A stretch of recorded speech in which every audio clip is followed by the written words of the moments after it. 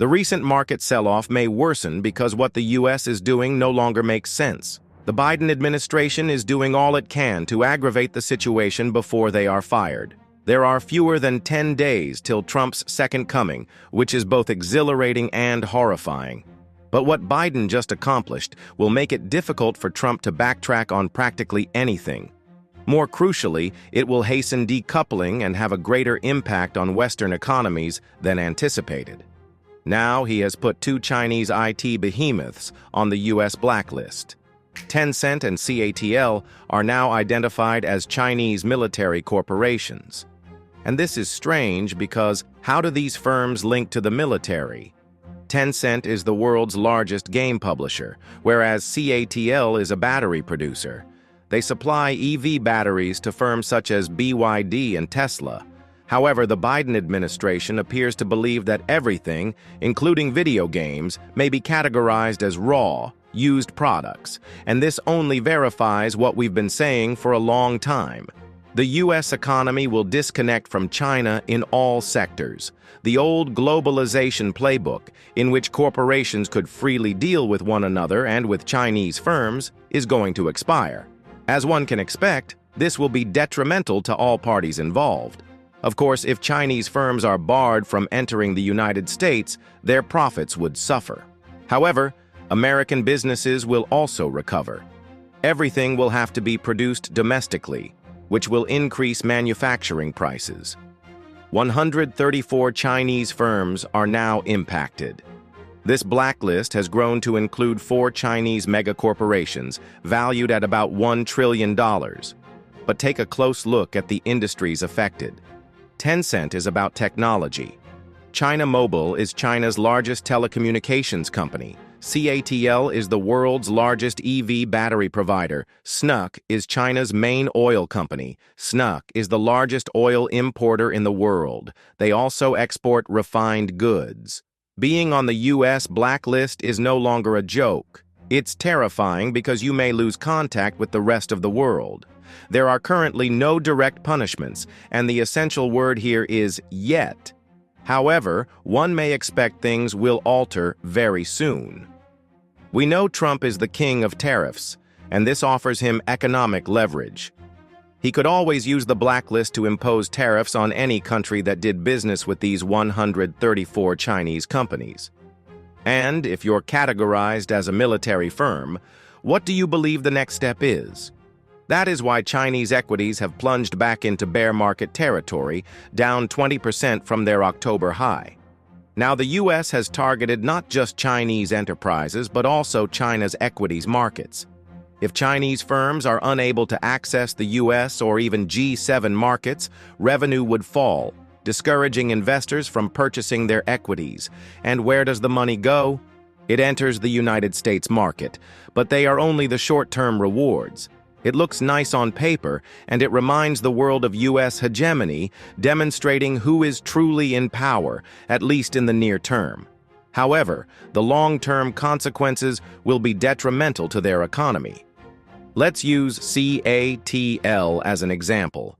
The EV battery producer has a massive global presence, and it's not even close here. The firm is the largest EV battery manufacturer, not just in China, but around the globe. And one business alone produces more batteries than Japan and South Korea combined. That's how large their market share is.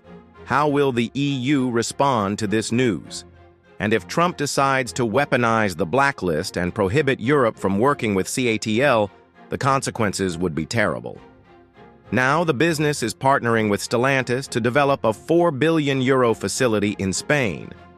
And if Europe does business with this corporation, the United States may impose sanctions. Then it's over for the future of EVs in Europe. Will Europe comply? Will Spain damage its economy in order to benefit the United States? Because if they do, the only option left is to purchase pricey batteries produced in the United States. EV prices in Europe could easily quadruple, rendering the entire business unsustainable. At that time, they may simply stop exporting to the rest of the globe. Kishore Mumbani, a former Singapore ambassador, has already made it obvious what would happen and how this is bad news for the United States as well. Punishing Chinese businesses has consequences. America will not just be disconnecting from China, they would also be detaching from the rest of the globe. Making an EV is not inexpensive.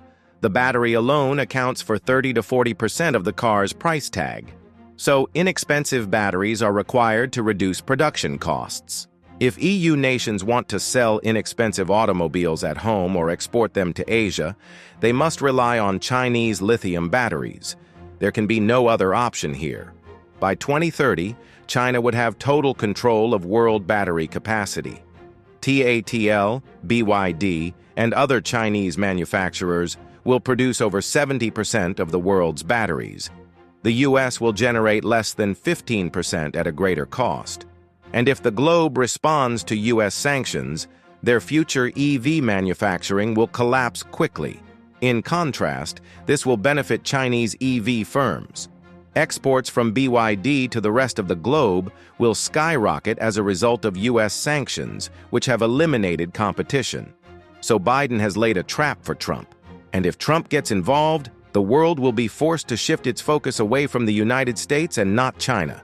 It would backfire, reducing US influence and economic strength even more than before. So that's the problem on the Chinese end. But the sanctions for Russia are considerably worse since they harm the world's most critical resource, energy. For more than 2 years, the G7 has failed to destroy Russia's economy, and the Biden administration is upset about it.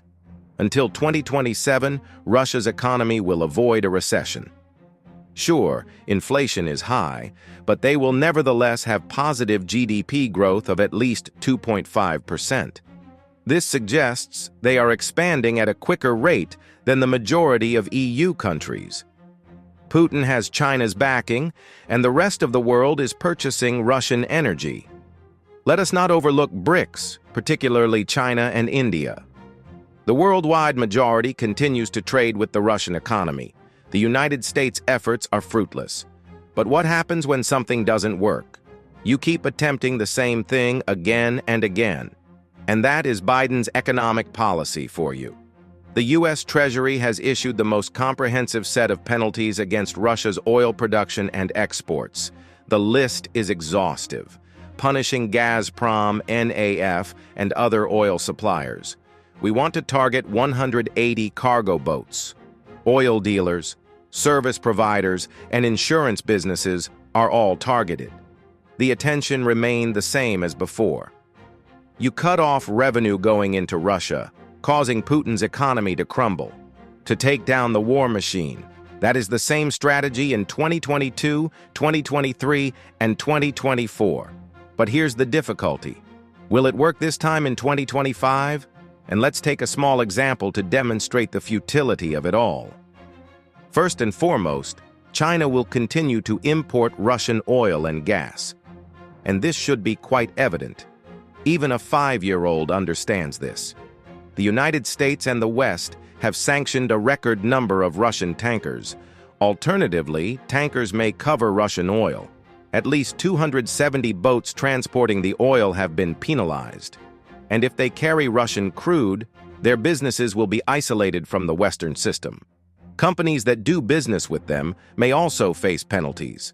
Their assets may also be seized. This sounds terrifying and certain. Many countries and navies will not dare to touch Russian crude. However, as you look at the statistics, you'll notice that the oil will still reach its final destination. These are numbers from the EU itself. They are watching Russian oil, and supplies are still reaching end users here. Now, the top chart indicates the largest importers of Russian energy. The shadow fleet ends up in 3 major countries. In addition, the majority of them dock in China, India, and Turkey to varying degrees. Now, what are the chances of the G7 slapping direct sanctions on China and India? It would be an entire economic assault on BRICS. Biden and Trump cannot risk the outcome. It's simply too hazardous. Now, the bottom graphic indicates that oil continues to flow from Russia to the world. This demonstrates the volume of oil exports from the shadow fleet. Since 2022, it has been on an upward trend, from under 1 million barrels per day to more than 3 million. and there is a 300% rise, indicating that the sanctions aren't actually functioning. While the sanctions will not have a significant impact on Russian earnings, they will harm economies throughout the world since oil prices are rising rapidly. This is why everybody is in danger. Brent has risen roughly $3 per barrel.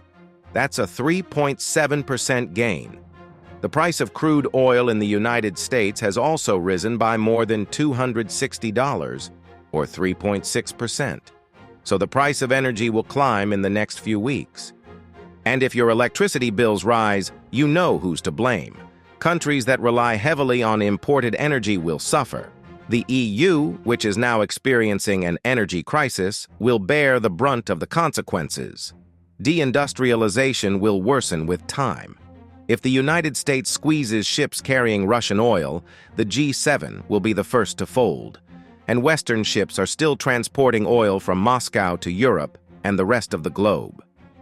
In November of last year, 30% of ships transporting Russian oil were from the EU, G7, or Norway. China and the UAE account for the vast bulk, and these are BRICS nations. As a result, the sanctions will disproportionately harm Western economies. 30% of Russia's seaborne oil will be redirected away from Europe and the West. It will also strike China, the Middle East, and India at a discounted rate. This puts Western economies in a predicament. Higher energy prices are a major issue, especially as the United States seeks to fight a manufacturing war with China. While America is a major producer and exporter of oil, prices in the United States will also climb. Big oil in the United States will reroute exports to Europe, where earnings will be enormous. However, this will have an influence on domestic energy costs back home. So it's simply a giant chain reaction. Now Biden has recognized that this might harm U.S. consumers. Sanctions are anticipated to hike gasoline costs. So this is what he said. Gasoline prices are likely to rise by 3 or 4 cents per gallon, but I expect it will be much more than that. This is not helpful for the economy in general. Interest rates are already quite high. Increasing energy prices won't help the situation here. It may cause inflation to recover, which is a major issue. As a result, what will the Federal Reserve do? They would be obliged to maintain higher interest rates for an extended period of time. Now, these measures will further exacerbate the financial and geopolitical crisis. And both of these concerns reinforce one another in a dangerous way. Now that Biden has penalized China and Russia yet again, Trump's task has become considerably more difficult. Can he scale back the sanctions without seeming weak? Will he take Chinese firms off the blacklist in 2025? And can he ever lift the restriction on Russian oil? Because if he doesn't, we'll be entering a disconnected world in a hurry. The economic gap between the G7 and BRICS will widen. On the financial side, this would imply more inflation in the United States. If energy costs continue to rise, the Federal Reserve will be unable to decrease interest rates anytime soon. U.S. banks are predicting the worst. Bank of America, for example, no longer forecasts interest rate reduction in 2025. In fact, some feel we should be discussing rate rises right now. If inflation worsens or climbs over 3%, the Fed may raise interest rates. At least that's what the bank claims. Obviously, this is negative for the stock market. It'll be awful for the economy and domestic demand. So if Trump does not reverse the penalties, we may see another inflation problem this year. But, as previously indicated, can he accomplish it? Now, I'm not sure, but it's better to prepare for things to go badly wrong. The market meltdown might worsen, and Biden may have just set the stage for a terrible recession. But tell me what you think. How severely will U.S. sanctions backfire? Will this lead inflation to rise again? Please let me know in the comments below. Stay safe, like, and subscribe as we traverse these tumultuous times.